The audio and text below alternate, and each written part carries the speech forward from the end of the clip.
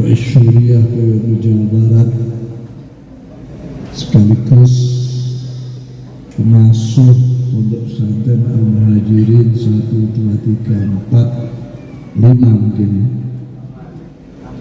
8, Masya Allah, luar biasa. Atullah wa umrah wa matta'ana bihayati, amin. Katib Syuriah PWNU Jawa Barat Al-Mukarram Haji Raden Ade Maulana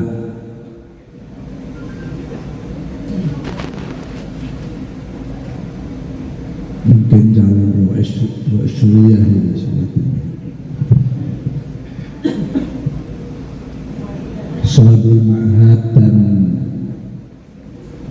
Menakib Kliwonan, malam ini adalah malam Hal Bihal Kliwon Harlah PP Al-Hijaz ke-8.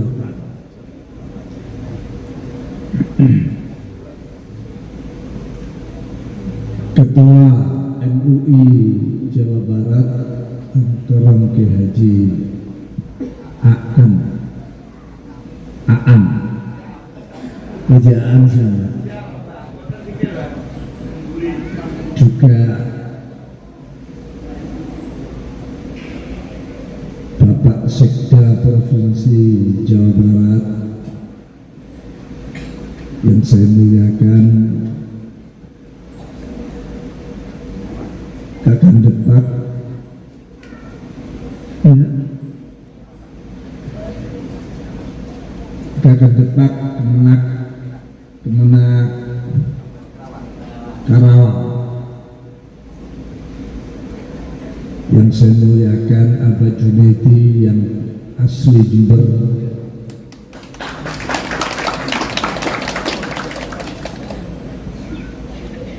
yang setia dan setiap kliwonan hadir dengan membawa jamaah yang cukup besar. Lupa saya, Ketua PWNU Jawa Barat Mukarram Haji Juhadi. Ini beliau ini di mana-mana, di sana saya datang di daerah mana di Jawa Barat selalu ada. Alhamdulillah diberikan kesehatan yang prima. Dan Ketua Syuriah Rusia yang hadir Bekarawan, Bekasi, Subang, Bogor, Kota Bekasi, dan tadi Cirebon, dan yang tidak bisa kami sebutkan satu persatu juga kemungkinan ketua tanfidiyah dari masing-masing kabupaten kota, juga pengurus MWC Syuriatan wa Tanfidiyatan yang hadir pada malam hari ini. Hadirin hadirat rahimakumullah jami'an, para bunyai, para pak yai rahimakumullah. Saya berjanji berkali-kali untuk bisa hadir di acara kliwonan yang diasuh oleh Mukarram Haji Ade Maulana, tapi selalu gagal karena berbarengan waktu. Dan lalu saya berjanji kapan kira-kira saya diberi waktu bisa hadir. Ini jauh sebelum Ramadan. Akhirnya ditentukan tanggal 7 di bulan April ya. Alhamdulillah sebetulnya belum fit, saya belum sehat betul karena sempat abnormal 5 hari di rumah sakit. suara dan tenggorokan selalu kering, juga ya tidak seperti sebelum-sebelumnya. Memang usia tidak bisa disembunyikan, tapi mudah-mudahan semua ini ada maslahat, faedah, manfaat yang besar bagi saya, keluarga saya, dan semuanya. Karena semua itu ada isyarat-isyarat, ada tanda-tanda. Saya sendiri sebetulnya sudah menyampaikan ke teman-teman untuk kedudukan OSA sudahlah saya cukup pada periode ini, karena kesehatan dan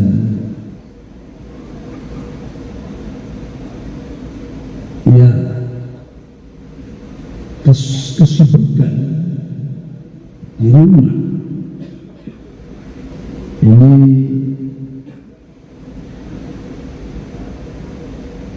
saya minta dari PW, PJ untuk bersiap diri di dalam muktamar insyaallah yang akan diadakan pada bulan Agustus, pada bulan Agustus,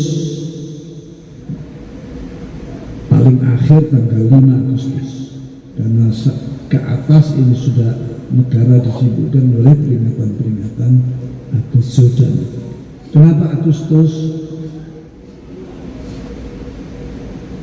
Karena waktu muktamar di Jombang kalau tidak salah itu juga bulan Agustus. Maunya kita maju 1 tahun, karena di Lampung itu mundur 1 tahun. Kalau maju 1 tahun tidak cukup. Akhirnya sudahlah, walaupun tidak 1 tahun, 5 bulan, 6 bulan. Yang penting nanti bisa kembali pada jadwal awal, dan insya Allah di Agustus itulah nanti pelaksanaan utama. Semoga lancar dan melahirkan pemimpin-pemimpin yang betul-betul paham dan tahu tentang organisasi. Para bapak, para ibu hadirin alhamdulillah, sudah payah ngantuk Bu ya. Kalau sudah payah ngantuk, saya cukupkan sekian. Nah, kalau bapak-bapak enak ya, ada di luar, kena silir-silirnya angin, apalagi bisa rokok-rokokan, tenang. Kalau ibu di ruangan manapun dia akan berkipas-kipas, nanti makin malam mungkin kipasnya makin keras. Organisasi hubungannya dengan thariqah, apalagi malam ini adalah dzikra menakib kelimangan, itu mesti kita paham. Ulama besar, ulama yang ilmunya melaut, yang mendapat gelar Sultanul Auliya Syekh Abdul Qadir Al-Jilani radhiyallahu anhu, ini bukan sekadar wali yang kita kenal yang keramatnya yang luar biasa, tapi pimpinan atau sosok ulama yang organisatoris. Di saat kelahiran beliau ya, yang sekarang di negara Iran, di sana situasi Baghdad, situasi negara-negara Islam saat itu sedang kacau, organisasinya ruwet. Yang madrasah waktu itu dibangun untuk tarbiyah, untuk menyiapkan calon-calon pemimpin yang betul-betul organisatoris, kacau, saling bersaing, berebut, bahkan saling culik-menculik, bahkan sampai terjadi pembunuhan-pembunuhan. Itu kira-kira pada tahun 470 Hijriah. Jadi sebelumnya ini sudah boleh dikatakan kacau banget. Makanya banyak perjuangan-perjuangan Islam saat itu gagal. Bahkan perang salib berapa kali selama 200 tahun kalau tidak salah, kaum muslimin kalah. Sebelum lahirnya seorang pahlawan, pemimpin tertinggi, hasil didikan daripada Syekh Abdul Qadir Al-Jilani. Syekh Abdul Qadir Al-Jilani hasil didikan daripada Hujjatul Islam Abu Hamid Muhammad bin Muhammad Al-Ghazali At-Tusi. Sebelum itu selalu mengalami kekalahan, tidak kurang daripada 200 tahun di perang salib. Maka Syekh Abdul Qadir Al-Jilani radhiyallahu anhu dengan ketulusan niat, ya, di waktu mahasiswanya beliau ingin ketemu Imam Ghazali di Madrasah Nizamiyah di Baghdad, dan mendengar saat itu Imam Ghazali menjadi dirut atau rektor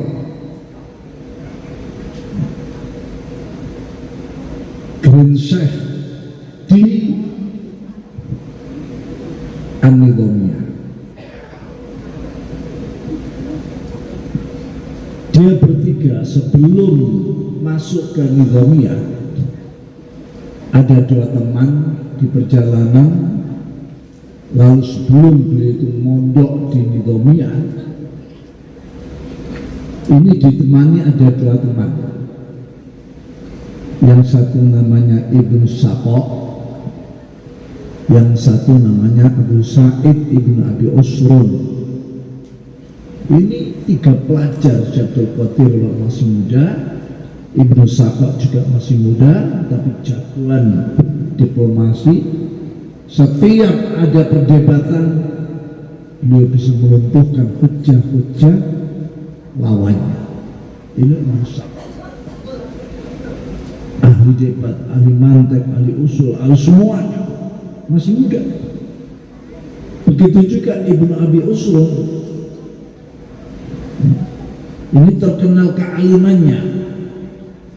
Lalu beliau bertiga, ini saya ceritakan rahasianya biar sama tahu, ya, kenapa Syekh Abdul Qadir Al-Jilani mendapatkan mangkobah yang sebegitu tinggi. Kita tahu bagaimana Syekh Abdul Qadir Al-Jilani sejak kecilnya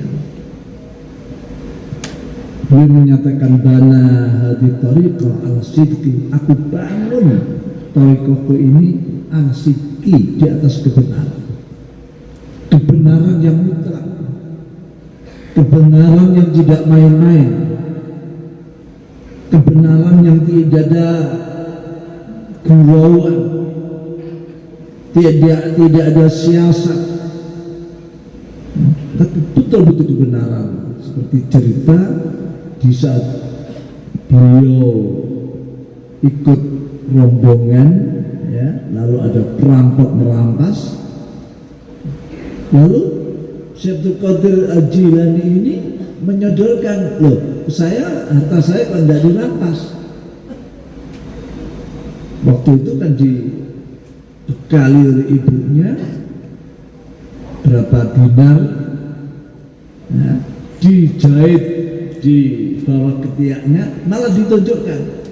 Yang semula para perampok ini tidak percaya, anak kecil ini mau main-main, tunjuk-tunjuk harta kekayaan. Begitu dibuktikan nyata. Itulah kebenaran yang dibangun oleh Sultanul Auliya Syekh Abdul Qadir Al-Jilani sampai membangun thariqah. Lalu bertiga ini kembali ke cerita tadi itu, ini diriwayatkan oleh Ibnu Hajar Al-Haytami, bisa dilihat di dalam kitab Fatawa Al-Hadisiyahnya Ibnu Hajar Al-Haytami. Bertiga ini berunduk sebelum, karena beliau mau sowan ke seorang wali ghaus saat itu, yaitu Syekh Yusuf Al-Hamadan. Hamadan ya, sekarang masuk wilayah Iran. Ini wali kutub, wali ghaus. Kadang-kadang 1 tahun enggak kelihatan kemana, ya gaib. Kadang-kadang 1 tahun ada. Kadang-kadang ada seseorang ingin sowan tapi tidak ada, dan seterusnya. Akhirnya bertiga ini berebut demikian. Ibnu Saqaf menyatakan, saya ingin sowan kepada Syekh Yusuf Al-Hamadan yang terkenal itu, yang punya murid ratusan jutaan, ya, semua ikut pada beliau karena kekeramatan dan kemasyhurannya. Saya ingin coba, ingin bertanya masalah yang memang sulit menurut saya, yang saya kira Syekh Yusuf Al-Hamadan tidak bisa jawab. Itu mau nyoba ilmunya Syekh Yusuf Al-Hamadan. Kalau tidak bisa jawab, akan saya viralkan. Sekarang kan zamannya ya, coba YouTube kecil itu, YouTube kesalahan sedikit saja sudah di YouTube-kan, ditunjukkan kesalahan. Kiai, ulama, tokoh, habaib yang betul-betul baik, mungkin salah lidah, ya, mungkin salah kecil, itu sudah masuk YouTube, disebarkan kesalahan-kesalahan. Ini seperti apa yang dilakukan oleh Ibnu Saqaf. Lalu Ibnu Abi Usrun, temannya ini, dia berniat, saya mau sowan kepada wali kutub ini, saya ingin bertanya masalah, saya ingin tahu jawabannya. Saya ingin tahu jawabannya. Tapi ini memang pertanyaan sulit. Saya hanya ingin tahu jawabannya. Lalu begitu Syekh Abdul Qadir Al-Jilani radhiyallahu anhu ditanyai, apa niatmu sowan? Beliau menyatakan, saya soal Hamadan itu wali besar, wali kutub, wali ghaus, wali dunia. Karena kebesaran dan kekeramatan, saya ingin mendekat. Mungkin saya mau berkhidmat, saya mau nyantri, ya, dan saya ingin mendapatkan berkah daripada beliau. Hanya itu niat saya. Akhirnya bagaimana? Bertiga terus melanjutkan perjalanan. Sebelum sampai ke halaman, Syekh Al-Hamadan sudah menghadap di depan mereka. Yang biasanya harus lewat ini, lewat itu, ya. Kadang ada, kadang tidak ada. Bukan Syekh Al-Hamadan sudah menerima di depan halaman. Belum berucap apapun, ketiganya langsung menuding Ibnu Saqaf.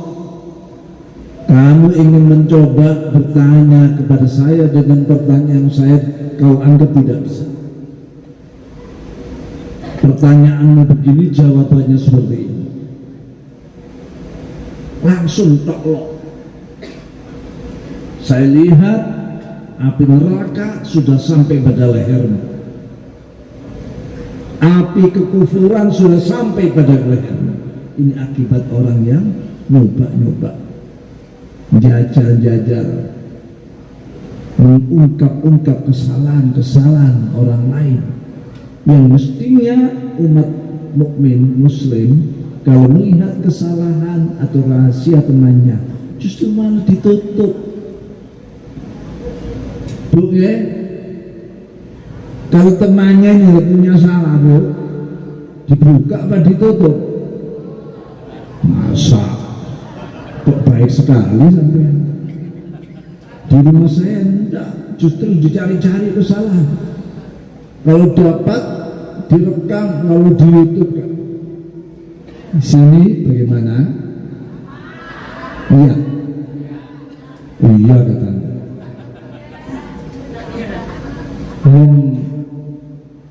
Anggota kelingonan, manakib kelingonan tidak boleh seperti itu. Bu ya, tidak boleh. Ya. Rasulullah saja menyatakan barang siapa yang mengkabarkan apa saja yang ia dengar dikabarkan kemudian difilm sudah cukup kebohongannya. Orang ini sudah dianggap pembohong.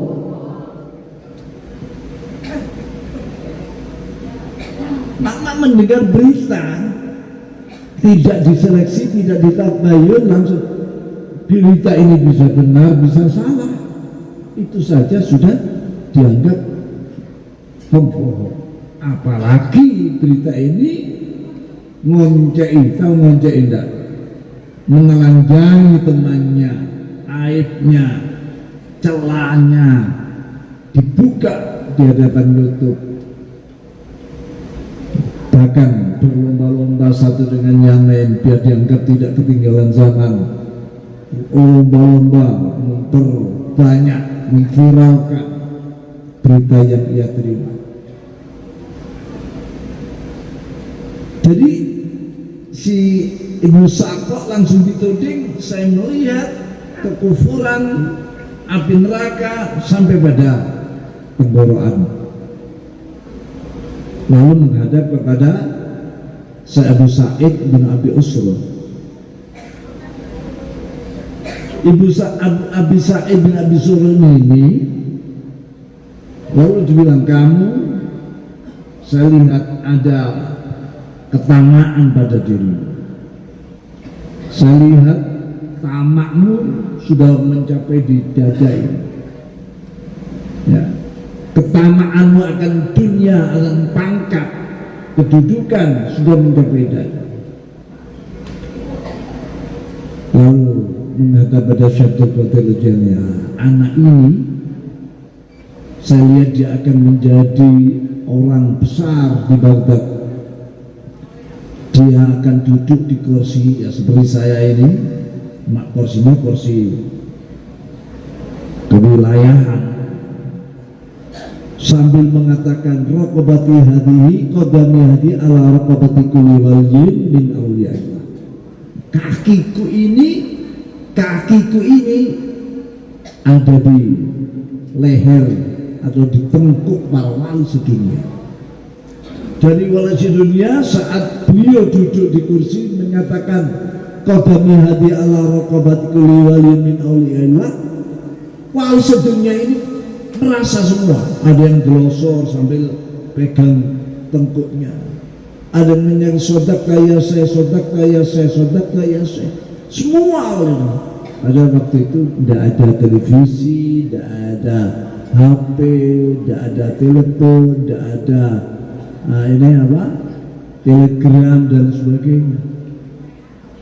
Mancak semua negara yang memang betul menjadi waliun min awliyaillah merasakan dawuhnya Syaikhul Qadir Jilani saat itu juga. Bagi yang ingkar di dipecat kewaliannya.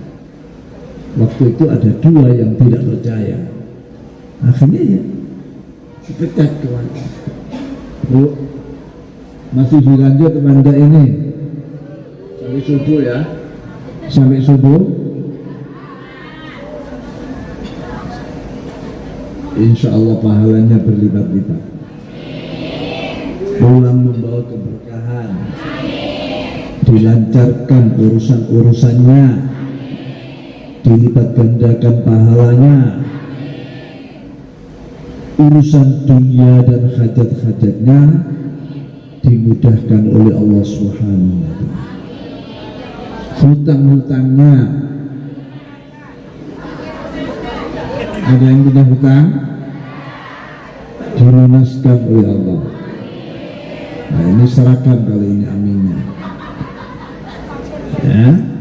Entah hutang tahunan, hutang bulanan, hutang mingguan, hutang harian, hutang jam-jaman, dilunaskan semuanya. Bapak-bapak tidak punya hutang,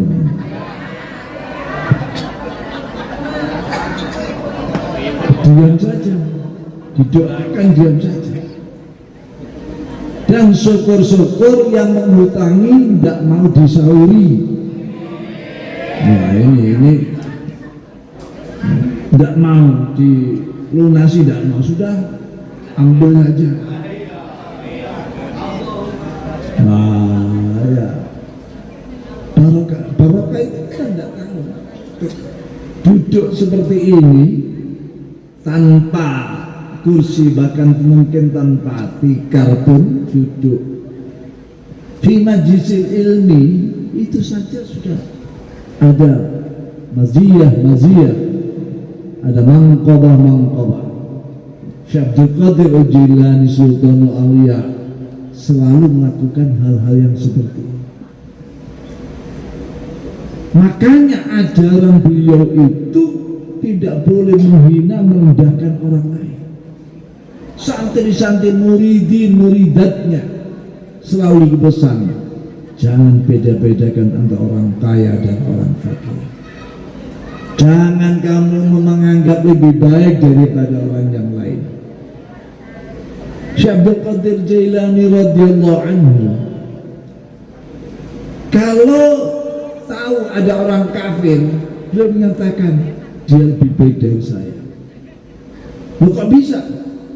Mungkin lusa, besok atau kapan dia Islam, bertaubat, lalu diterima oleh Allah dan mengakhiri hidupnya dengan husnul khatimah, dia masuk surga. Kalau saya tidak tahu besok bagaimana, bisa juga saya menjadi orang kafir, bisa juga saya ini su'ul khatimah. Nah kalau seperti ini kan lebih baik dia. Sampai begitu tawadhu daripada Syekh Abdul Qadir Al-Jilani radhiyallahu anhu. Kalau melihat orang tua, beliau menyatakan orang tua ini lebih baik daripada saya, karena dia lebih dulu dari saya, lebih beramal daripada saya. Saya masih kecil, belum sholat, belum puasa, dia sudah sholat, sudah puasa, sudah beramal soleh. Sebelum saya punya kewajiban atau mukallaf, jadi dia lebih baik dari saya. Kalau melihat anak kecil, dia belum menyatakan anak kecil ini perbuatannya tidak mengakibatkan dosa, karena belum mukallaf, belum balik. Kalau saya melakukan salah, dosa, jadi anak kecil ini lebih baik daripada saya.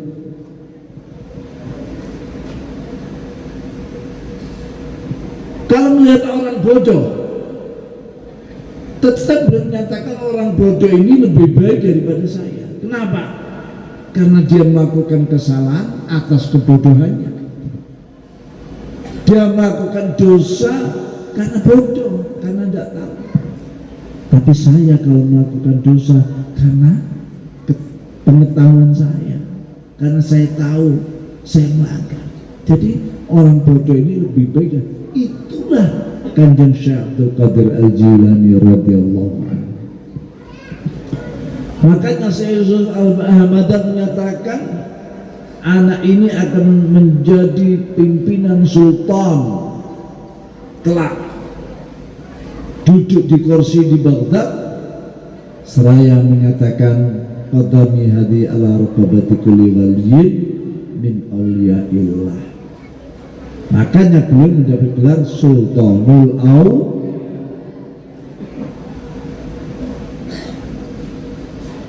Kalau yang tiga ini tidak saya lanjut panjang Bu, sampai subuh, mau enggak ceritanya ini? Yang Ibnu Saqqa akhirnya meninggal sakit keras karena dia hebat ya, oleh khalifah dikirim ke daerah-daerah kafir, ke Roma, kemana, debat dengan pastor-pastor semua, kalah semua, tidak ada yang. Akhirnya pastor-pastor pimpinan meminta siapa yang punya anak yang cantik suruh berhias, lalu apa kalau istilah sini matching memeceng ya, penampakan diri kepada Ibnu Saqqa. Begitu lihat cantiknya yang Masya Allah ya, yang bodinya itu loh halus, mulus ya, seperti mobil press body yang tidak ada jempolannya. Matanya ini bening ya, pokoknya bening semua, sampai kalau minum kopi itu kelihatan kopinya dia.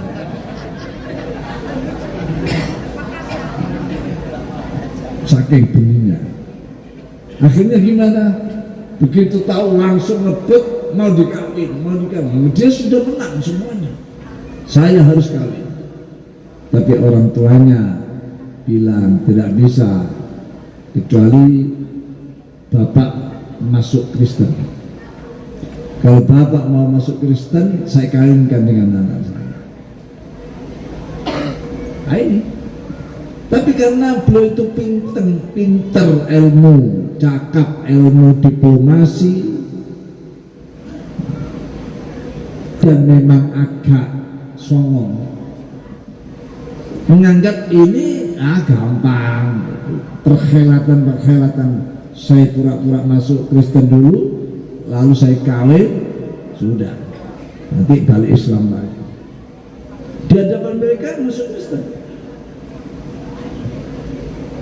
Tapi begitu akhirnya setelah dituruti masuk Kristen, karena anak putrinya nggak dikawinkan, kan memang untuk tipu-tipu, mau menjerat. Akhirnya diusir dia karena sudah dianggap masuk Kristen, diusir dan sakit parah. Akhirnya ditemukan dia di pasar dalam keadaan tergeletak, separuh badannya mati. Begitu ada santri-santri yang mengenal beliau waktu itu ya, tanya, loh ini kan Syekh Ibnu Saqqa, kenapa sampai demikian? Kok tidak ada yang merawat, tergeletak di pinggir jalan? Ini gara-gara saya kualat. Mengapa? Gara-gara Syekh Yusuf Al-Hamadan sudah melaknat saya. Lalu Bapak dulu kan Qur'annya luar biasa, enak, tajwidnya luar biasa. Coba mana ada ayat-ayat yang diingat? Tidak ada satupun yang ingat saya, hilang semua,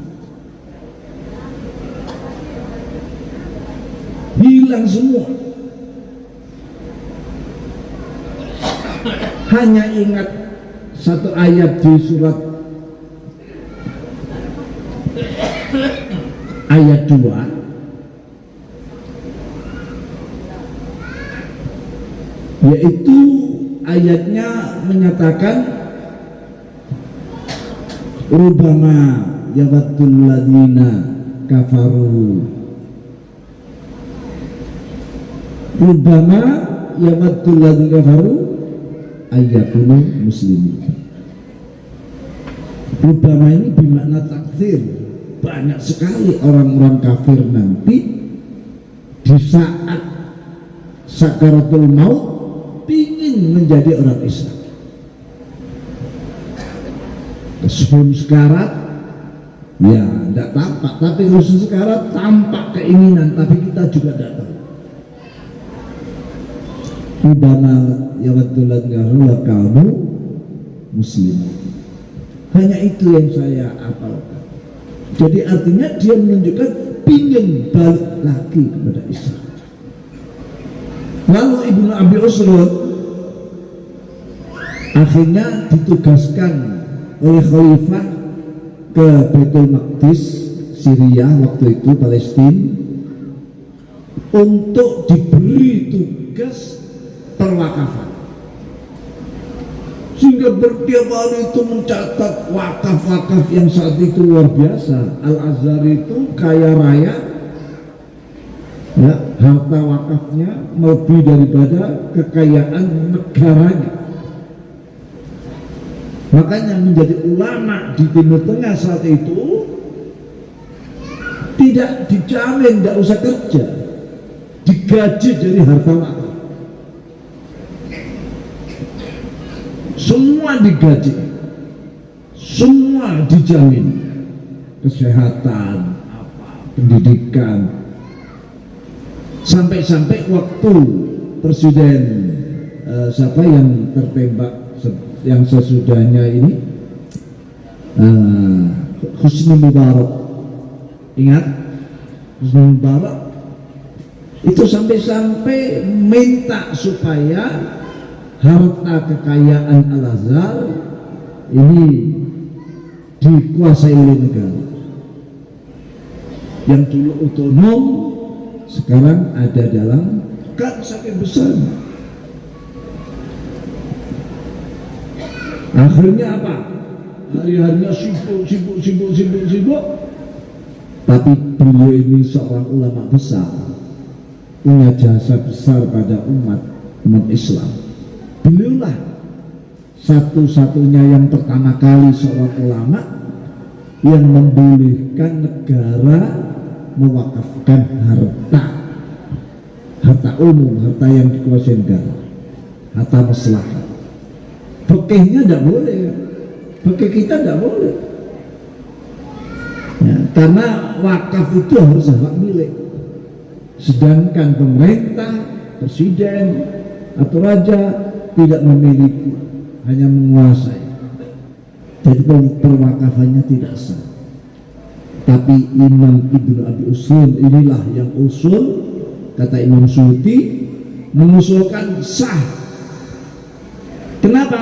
Kalau tidak disahkan, nanti rakyat tidak akan pernah menerima hak-haknya dari harta yang dikuasai pemerintah, dikuasai. Jadi di situ al-malul am itu hak para rakyat. Kalau tidak dikhelah, disahkan zakatnya, wakafnya, maka rakyat tidak akan pernah menerima hak-haknya.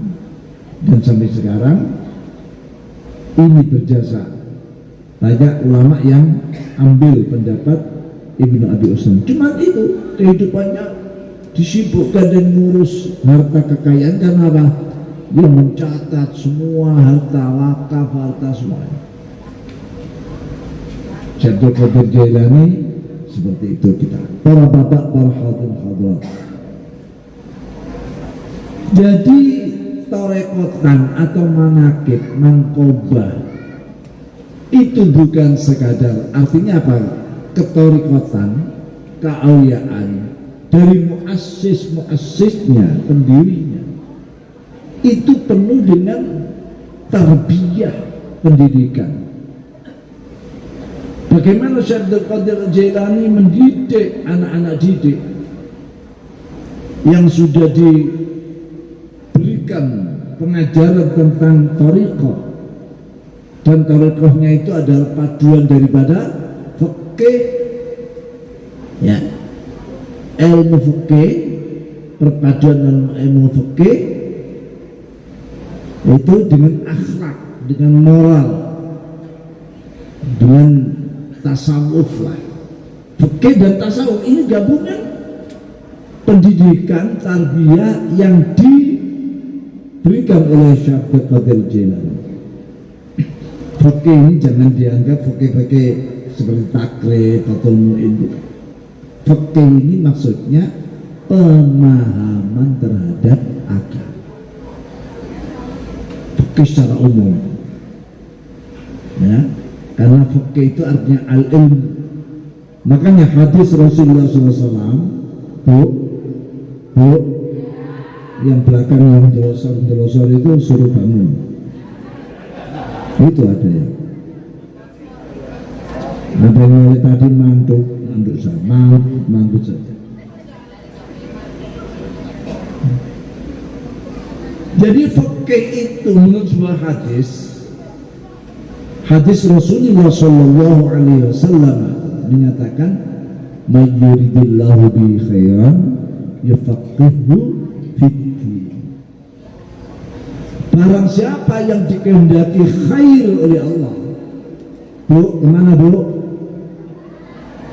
Duduklah sebentar, nanti akan dapat khair. Bu, setahun sekali ini ya, jangan pulang dulu. Oh mau pipis, ya silakan pipis. Nah setelah pipis balik lagi, pipis ya.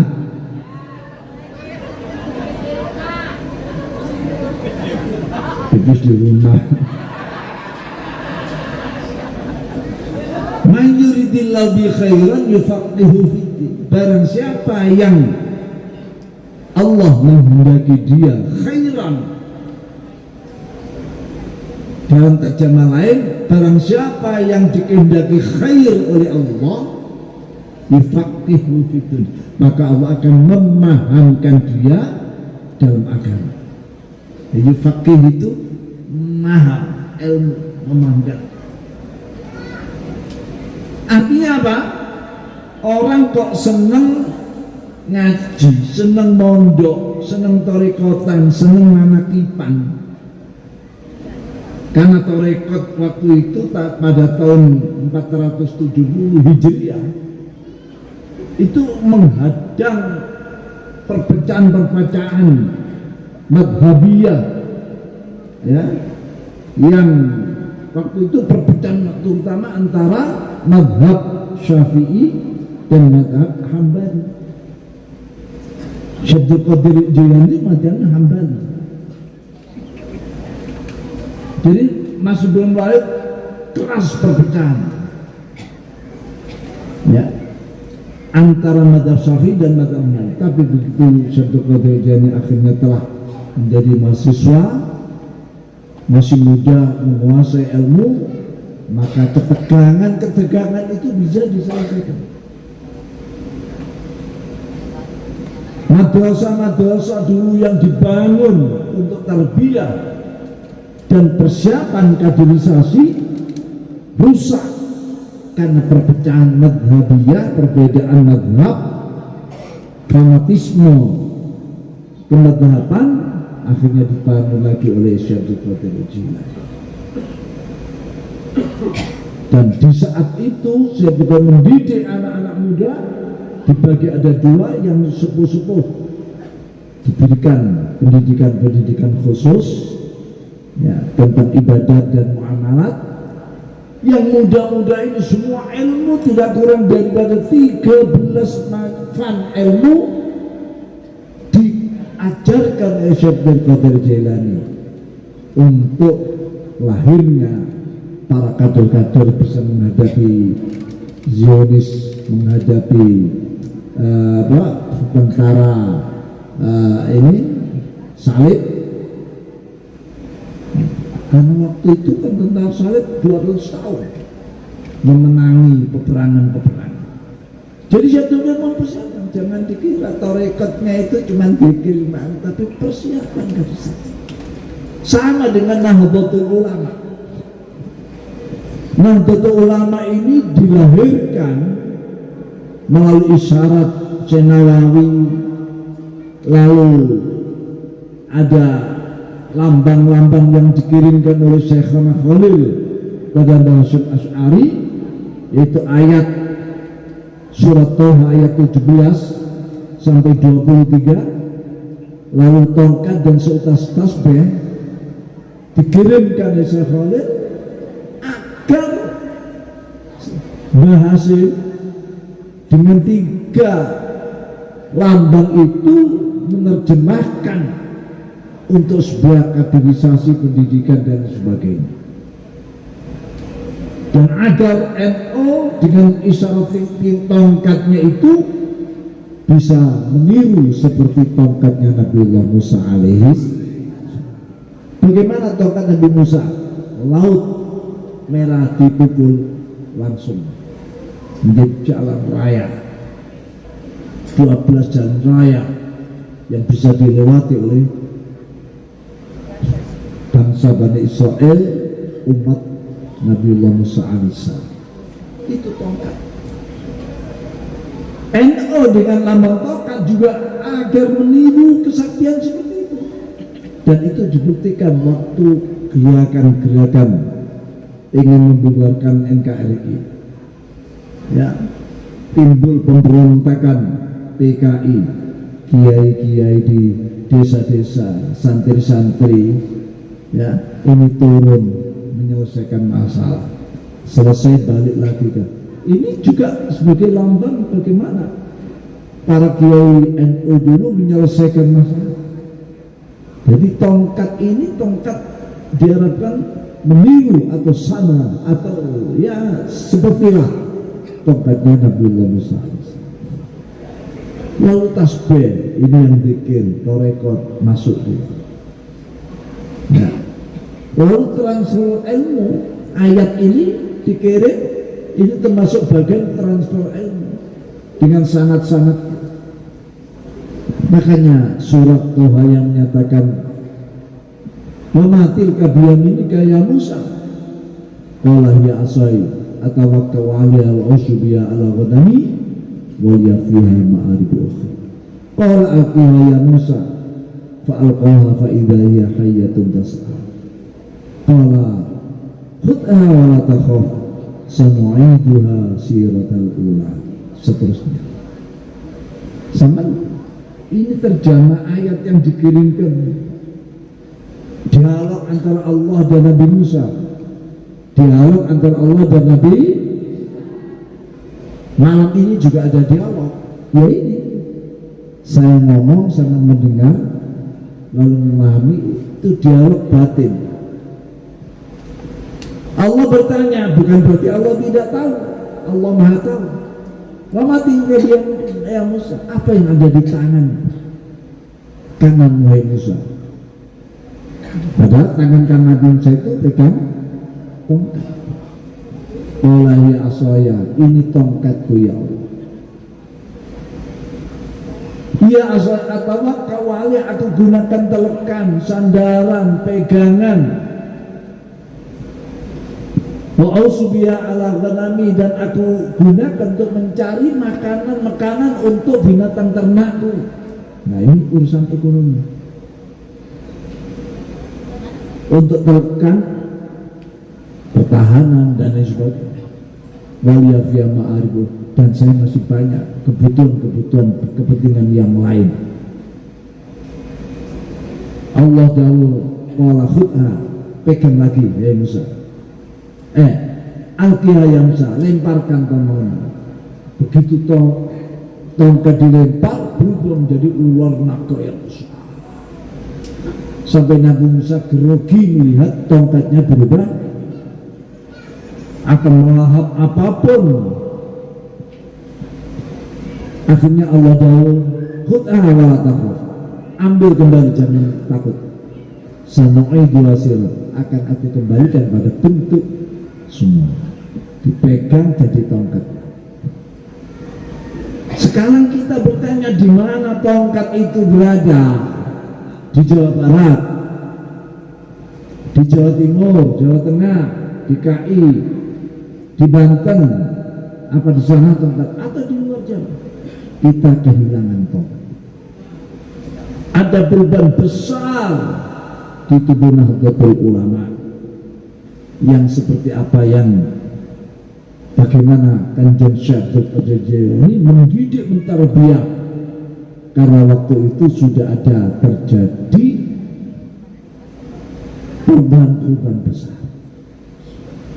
Khidmat di Nahdlatul Ulama yang menjadi tujuan pokok agar para muassis senang, walaupun ya khidmat model kita, khidmatnya ulama sekarang menjadi apa?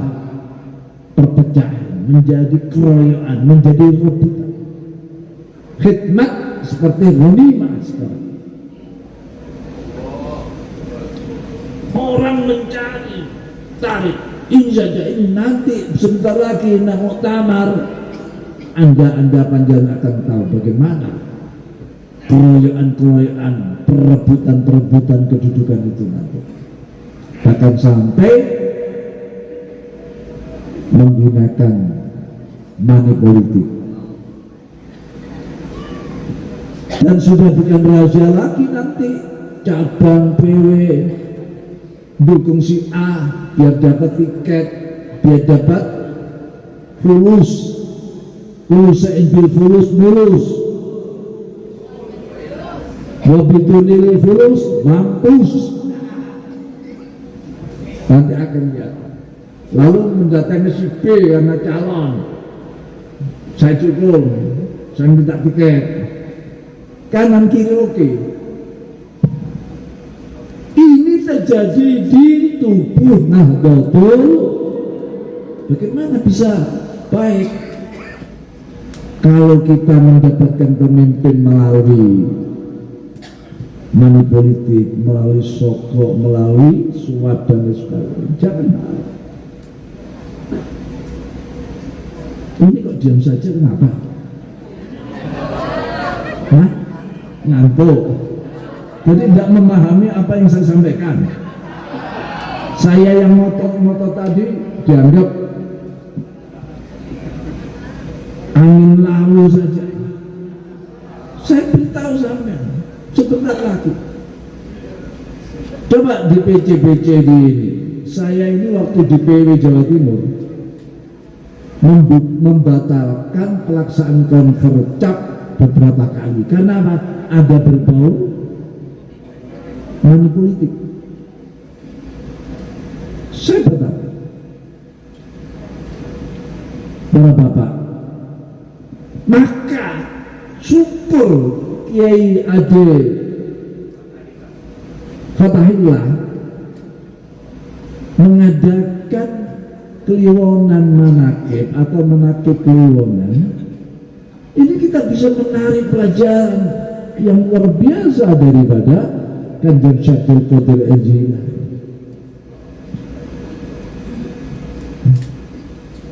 Bagaimana ajaran beliau, kita mantap kepada Allah, jangan kepada lainnya, kan begitu. Hajat kita kepada Allah, tapi ada ikhtiar. Makanya banyak orang yang, Bu, saya beritahu Bu ya, yang ikut manakib-manakibnya Syekh Abdul Qadir Jailani, bulanan setiap bulan sekali baca manakib atau apa, itu banyak dibuktikan ekonominya sejahtera, rizkinya lancar. Kenapa? Kepasrahan yang total. Orang kalau sudah pasrah total, ya Allah melihat lain saja, beri kepercayaan. Dia itu sudah tidak tolak-tolak, tidak tengok kanan tengok kiri, dititipi amanat aman. Ya, saya titip uang ke sampean, aman. Aman ya. Ya mungkin dengan niatan saya pinjam dulu nanti kalau waktunya sekarang sampai satu bendel 10 juta misalnya, Sama tata rapi, dikareti, titipkan ke temannya. Suatu hari nanti tanyakan, gimana uang saya? Sampai terima, berubah apa tetap? Berubah apa tetap itu tataan-tataannya?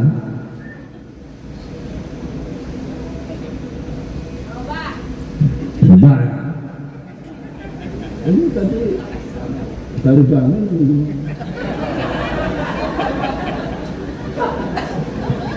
Allah sallallahu Muhammad. Allah sallallahu Muhammad.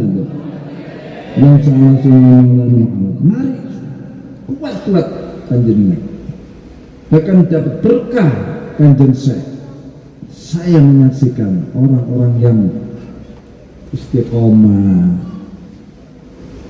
Membaca manakib itu kan sama dengan membaca perilaku dan sejarah mangkobahnya.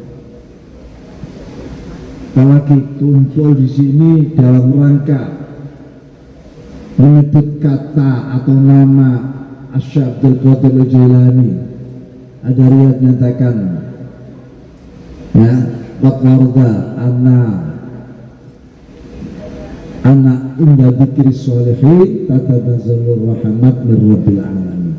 Di saat zaman menyebut orang soleh, siapapun orang soleh, apalagi kanjeng Syekh Abdul Qadir itu langsung mendoakan Al-Fatihah.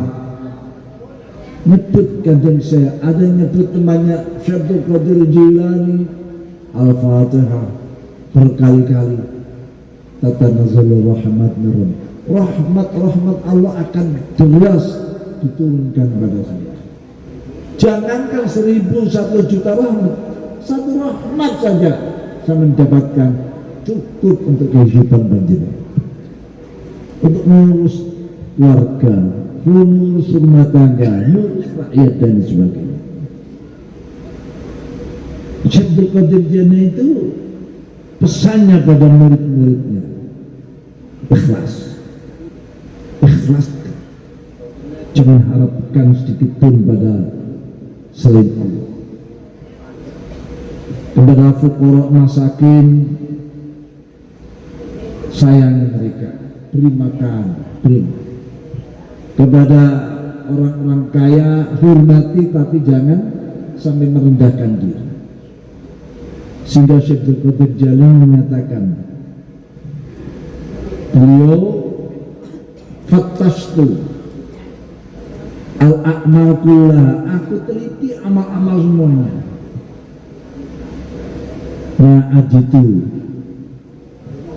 Ma'ajid afdala min it'am ta'am wal khulqil hasan. Aku teliti amal semua, amal kita semua, yang puluhan, yang ratusan, yang macam saya teliti semua. Tidak ada yang lebih utama daripada it'am ta'am, memberi makan orang yang membutuhkan, wa khulqil hasan, dan budi pekerti yang baik, akhlak. Makanya orang-orang yang ikut umumnya tarekat-tarekatnya kanjeng Syekh itu orangnya sakhawah, loman, ya, tidak medit. Apa bahasa sini medit itu? Apa? Corek.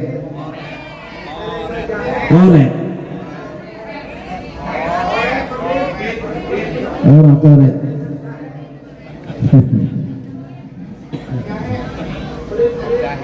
Mana? Ada yang datang? Tidak ada. Mengorbankan waktu dari jauh. Katanya beliau yang hadir ini ada dari Subang, dari Karawang, dari Tangerang, mana lagi? Hah?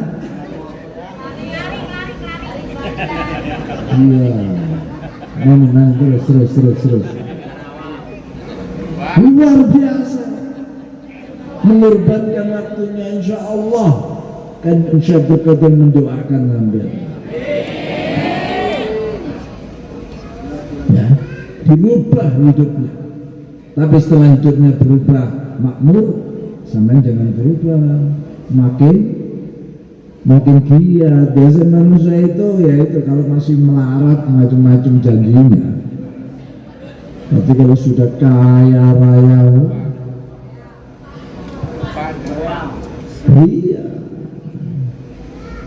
Barang siapa yang menyebut nama-nama orang soleh di sebuah majlis, Allah akan menurunkan rahmat, bukan satu dua rahmat, ribuan, ratusan, mungkin jutaan rahmat. Pada satu rahmat saja cukup untuk menghidupi kita, mensejahterakan kita. Oh, ya. Para bapak, kapan lagi kalau kita tidak mengenal bagaimana sosok Kanjeng Syekh Abdul Qadir? Beliau itu juga mengajak kita untuk berwirid, berzikir, tapi juga mempersiapkan kaderisasi dengan baik. Akhirnya dari Syekh Abdul Qadir Jailani lahirlah siapa? Panglima Salahuddin Al-Ayyubi. Sama tidak mengira Salahuddin Al-Ayyubi itu hasil kaderisasi yang telah ditanamkan oleh Syekh Abdul Qadir Jailani. Salahuddin Al-Ayyubi ini orang Irak ini Turki, orang Turki. Salahuddin, tapi Asy'ari Sunniyin. Nah, beliau murid daripada atau yang menjadi mustasyar di saat menjadi panglima itu namanya Ibnu Abu Najah. Abu Najah ini murid Syekh Abdul Qadir Al-Jilani radhiyallahu ta'ala anhu. Al-Fatihah.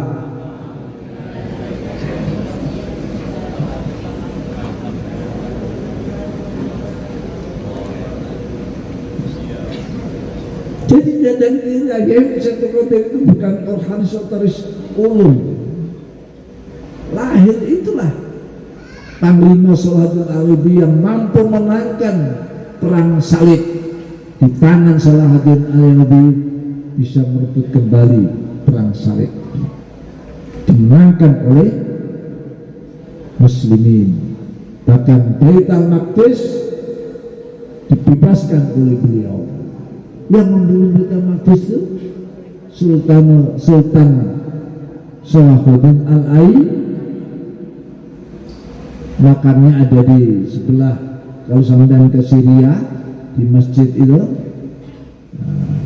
Menara Putih itu ada, nanti lewat ada makamnya Panglima Salahuddin Al-Ayyubi di situ. Jadi akhirnya menang, kejayaan Islam kembali yang ratusan tahun selalu dikalahkan oleh tentara salib bisa kembali, dan itu tidak menodai. Waktu Raja Charles lawan itu sakit, tentara Islam suruh jangan angkat senjata, karena beliau itu punya keahlian pengobatan. Beliau malah menawarkan diri untuk mengobati lawannya. Ya. Jadi beliau itu dokter, mengobati lawannya. Raja Charles itu diobati oleh. Makanya terkenal tarekat itu orangnya kuat ininya, toleransinya, kan gitu ya, tanpa mengorbankan akidah dan kiat. Imam Sanusi, imam yang punya tarekat itu semua pejuang, mujahid, tidak orang yang duduk ya, di atas permadani yang tebal, tapi turun ke bawah untuk memberi contoh. Untunglah kita intisab kepada Kanjeng Syekh Abdul Qadir Al-Jilani. Saya yakin ada ulama dilahirkan ingin melanjutkan sistem kaderisasi yang telah diletakkan dasar-dasarnya oleh Kanjeng. Itu banyak sama lihat di dalam kitab Dhahara Al-Jil ya, Dhahara Al-Jil Salahuddin Al-Ayyubi, itu judulnya Dhahara Al-Jil Salahuddin Al-Ayyubi dan wakada Dhahara ya, Dhahara Al-Quds, jelas lahirnya kader terbaik yaitu Salahuddin Al-Ayyubi, sekaligus juga jelas kelahiran suksesnya kembalinya Baitul Maqdis. Itu 40 halaman kalau nggak salah, namanya Hakada Dhahara Al-Jil Salahuddin Al-Ayyubi Wakada Dhahara I'adatul Quds, kalau tidak salah seperti itu judul kitabnya. Para bapak, para ibu hadirin, sudah jam berapa ini?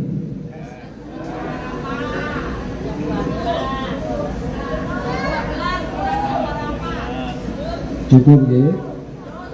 Cukup?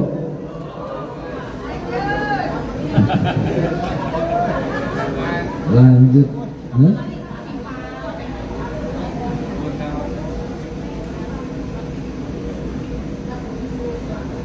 Lanjut itu tanpa batas sampai subuh, sampai jam 7. Kalau sampai jam 7 subuhnya di mana? Nah, sudahlah, ini saya kira tidak perlu diperpanjang. Yang penting manakib itu mangkobah ya, kedudukan yang tinggi, manakib sama dengan karomah lah, seperti itu. Kenapa Syekh Qadir Jailani mendapatkan mangkobah atau manakibnya seperti ini? Itu tadi perjuangan sejak kecil beliau berdasar memantapkan tarekohnya pada kebenaran. Mana itu tarekoti hadihi ala sidqi, mana itu tarekoti hadihi ala sidqi. Aku bangun ya tarekoti ini di atas kebenaran, benar lesannya, benar tangannya, benar matanya, benar pendapatnya, benar cita-citanya, benar semuanya.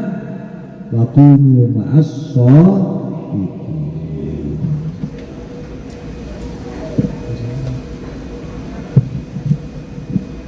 Mudah-mudahan pulang berkah, diampuni oleh Allah, sukses dunia, sukses akhirat. Demikian yang bisa kami sampaikan. Kurang lebih maaf atas keterlambatan yang tidak main-main, macet dan memang kesehatan belum. Tadi itu sibuk saya menyelesaikan ini, baru selesai berangkat. Allah hadiah kunyatin kesuali hamana hajar mendasana ikhwan dan din aswabi azwaji bil ulama ila amil syuhada. Al-Fatihah. A'udzubillahi minasyaitonir rajim. Alhamdulillahirabbil alamin. Arrahmanirrahim.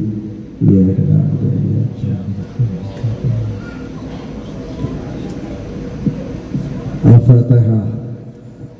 Ijal hadil buk'ah, tanah ini, pondok ini, pesantren ini semoga makmur, semoga bisa menerima putra putri panjenengan untuk dididik, untuk dikader dengan sebaik-baiknya, diberikan kemudahan. Ini mumpung ada Bapak Pak Sekda ya, nanti sudah direkam oleh beliau, nanti tinggal tidak perlu Hadir Pak Haji Maulana, katakanlah saya itu sering, tapi sama-sama baik. Ini tidak perlu susah-susah lah nanti datang. Allahumma amin. Al-Fatihah.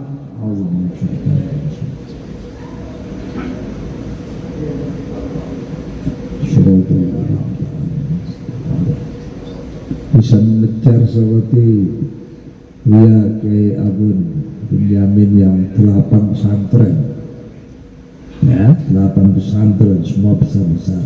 Al-Fatihah.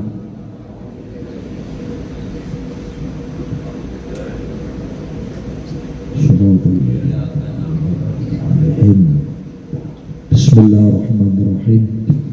Alhamdulillahirabbil alamin. Wassalatu wassalamu ala sayyidina Muhammadin wa ala alihi wasallam. Walhamdulillahirabbil alamin. Allahumma khusna bi annaka allati la tanamu wa taqallidu la yuram. Warhamna bi kutubihi anta waliyuna anta nasata malja'una. Kam min ni'amatin an'amta 'alaina kullu biha syukrana wa kam min baliyatin ibtalaitana biha qala inda syukrana wa min ni'amatika inda syukrana falam yahrimna wa min baliyatika anta sulfana wa lam yahdhurna ولم يحلون ولم يضاعت غيرت الصالحات ولم يفضحنا أمسي على سيدنا محمد وعلى سيدنا اللهم يا الله تقبل منا الله يا الله صلاتنا وصلاتنا قيامنا وكانك خشعنا تسبيحنا تهليل تحميد تحمدنا وأعمالنا الصالحة وجودنا وتجعل بها وجوهنا ولا تدر بها جميع العالمين خير الناصرين برحمتك الرحمن ولا تجعل شر هذه السنة يا الله آخر عهدنا يا الله لا تجعل هذه الله شهر رمضان في هذه السنة آخر عهدنا ولا تجعل شهر رمضان في هذه السنة يا الله برحمتك الرحمن اللهم إنك تعلم ما نحن فيه وما نطلب ونرتجي من محبتك في أمرنا كله فسر لنا ما نحن فيه مسافنا ما نحن حوائجنا قرب علينا المسافات وسلكنا من العيلة والآفات ولا تجعل الدنيا أكبر همنا ولا مبلغ علمنا ولا تسلط علينا ما لا يرحمنا برحمتك الرحمن اللهم يا اللهم يا اللهم يا اللهم يا اللهم يا عظيم السلطان يا قديم الإحسان يا ذا النعماء يا باسط الرزق يا كثر الخيرات يا واسع العطاء يا دافع البلاء سمع الدعاء يا حاضرا ليس دعاء يا موجودا عند الشدائد يا خفي يا لطف يا لطيف الصدق يا حليم اقض حاجاتنا برحمتك يا محمد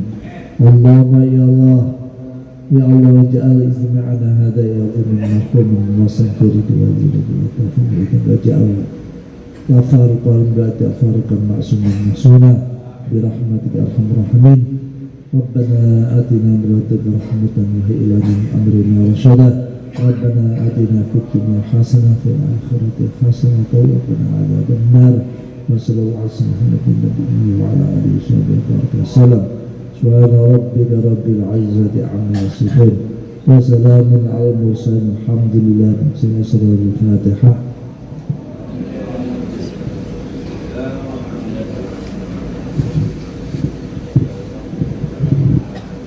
Lahir batin, taqabbalallahu minna minkum asyam wa qiyam wa ja'alna lakum ajran wa mohon maaf lahir dan batin. Ihdinas siratal Allahumma hid lakum at-thariq. Assalamualaikum warahmatullahi wabarakatuh.